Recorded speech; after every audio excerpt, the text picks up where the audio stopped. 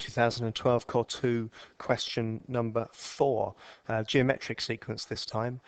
First of all, we've got to put in the value of 1 into this formula up here. So U1 is 48 times a quarter to the power of 1. Calculator issue, just tap it in and you get 12. Next one, U3 is 48. Now we're putting the 2 into this. I said 3, didn't I? Put the 2 into this point here, so we've got 1 quarter to the power of 2. That turns out to be 48 divided by 16. We've got 3 here. Actually, you can tell you what the third one's going to be as well. But what's happening every time? From here to here, it's gone down 4. It's gone down by a factor of 4. We've divided by 4. But the ratio R is 1 quarter. We're timesing each time by a quarter. So the next one's going to be 3 quarters. The one after is going to be 3 over 16, timesing by a quarter, on and on and on.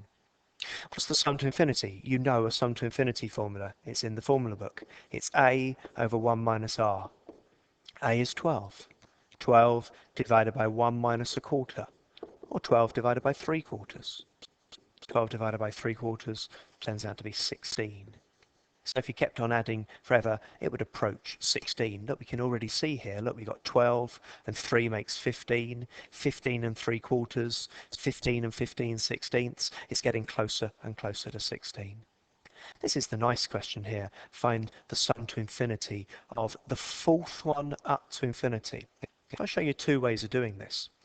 One way we could think about doing this is say, well, look, we're trying to do all of these going on and on and on forever and ever and ever and ever. But we've just worked out that all of these things add up to 16. But we don't want all of them. We want to start at the fourth one. We want these ones here. So we don't want U1, U2, or U3.